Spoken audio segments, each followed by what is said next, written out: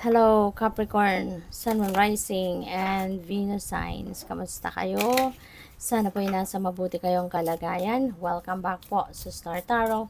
At kung bago kayo rito, welcome din po kayo. Please subscribe, like, share my videos, and leave me a comment kung nag-resonate kayo. Thank you.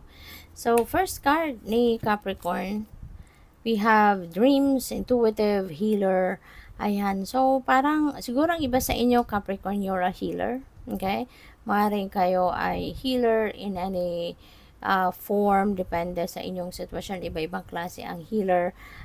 Pwede rin na you are pwede rin na sa ngayon talagang heightened ngayon ang inyong psychic abilities. Ang inyong intuition is on point. Kaya perfect din ito, no, na time para makinig kayo sa inyong sa mga mensahe ng divine universe na pinapadala sa inyo, kasi kayo, mataas ngayon ang level ng inyong yung radar ninyo malakas, yung receptivity ninyo ngayon malakas, no.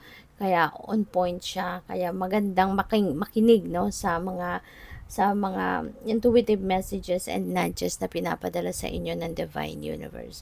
And even yung dreams ninyo, lately, ang mga papapanaginipan ninyo, that is a special message from the divine.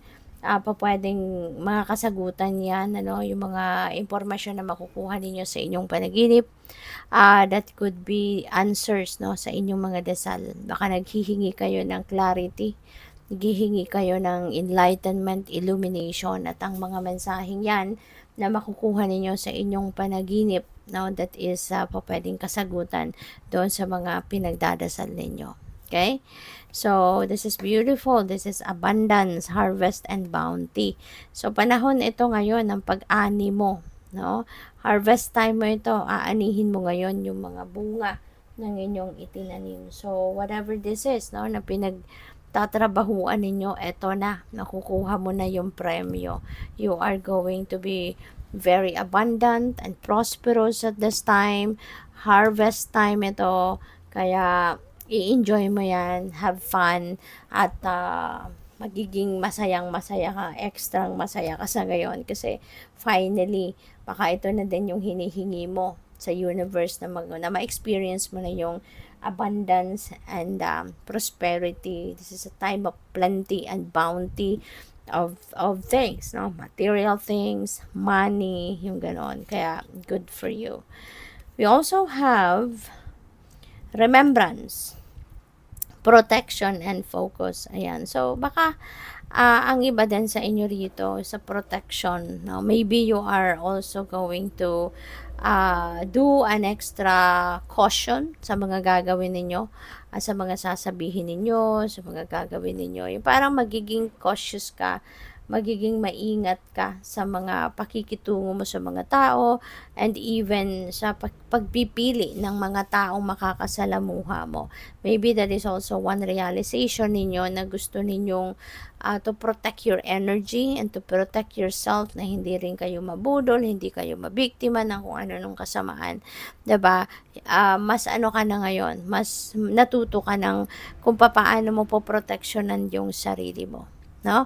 Parang gano'n. At saka yung focus mo nandiyan diyan, yung vigilance mo nandiyan diyan, yung pagiging cautious mo nandiyan diyan.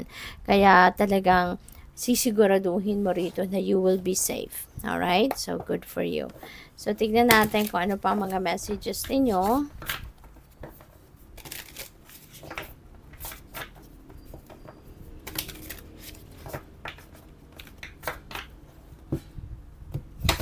Wala? So, next message ninyo, Empress, Capricorn. Talagang merong paparating sa inyong kasaganaan sa pera.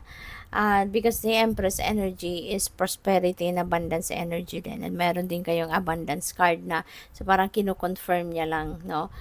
Yung sinasabi nito ni Southwest Lamas na message. So, definitely, there are money coming your way. Maring marami kang ngayon, marami kang paparating na pera. It could come from various sources. Pwedeng galing sa trabaho mo, galing sa negosyo mo, pwedeng sa trabaho mo, 'di ba? Kung ano man ang ginagawa mo sa trabaho, baka you are also receiving a lot of money there. Pupuwede kasi ito yung napi-pick up ko dito for some of you, hindi lang ito yung personal mo na pera. Hindi lang ito personal na pera ang dadating sa'yo, but maybe kung ano man yung hinahawakan ninyong deal kunyari sa trabaho ninyo, pupuwedeng you are also going to close a deal at maaaring maraming deals ang mako-close mo, marami kang kliyente, marami kang business na makukuha from other people, from your clients, no? Pupuwedeng gano'n din ito. Yun ang napi-pick up ko for some of you, kaya good luck sa'yo. Sana talaga, no, maka-close ka ng maraming maraming deal sa negosyo. Pwede rin na since this is also a mother archetype, pwede na ang iba sa inyo also dito is going to start your new family, no? Start your own family, I mean. So, kasi pwedeng meron ditong buntis sa inyo or baka magbubuntis na or baka manganganak na, no? So, you're about to start your family since this is also a creation energy. So, we also have death energy. This is change, no? So, maraming magbabago sa buhay mo. So, which is really good. Kasi si death energy, ito yung klaseng pagbabago na meron kang yung parang lilinisin mo dito yung buhay mo. You are going to remove, people, situation, or bagay sa buhay mo na alam mong hindi na to nagdudulot ng best interest mo. Hindi na to paborable para sa'yo. Hindi na to maganda, hindi na maayos ang epekto, hindi na positibo yung epekto nito sa iyo. Kaya tatanggalin mo na yan or aalisin mo na yan sa buhay mo. Okay? So, merong ganong ganap dito ang iba, no? Sa inyo. Kaya kumbaga out with the old, in with the new yung energy na ito. Possible then Capricorn na since may ending, meron kang tatapusin, meron kang aalisin sa buhay mo, ibig sabihin you are also making room para sa mga bago. You're making room sa sarili mo para sa mga bago. Kaya good luck sa'yo.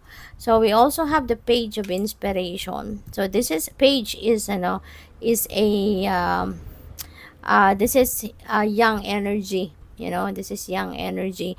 At maraming pwedeng dadating na bagong balita, maaring mga bagong information, bagong balita na dadating, siguro merong mga research kayo, 'di ba? Pwedeng yung mga impormasyon na yon ay galing sa research. Pwede rin na yung mga balitang ito na dadating sa inyo could be related to offers. Pwedeng merong gustong kumuha ng inyong serbisyo, pwedeng meron ditong gustong mag-hire sa'yo, sa kumpanya nila, yung mga ganun ba, no?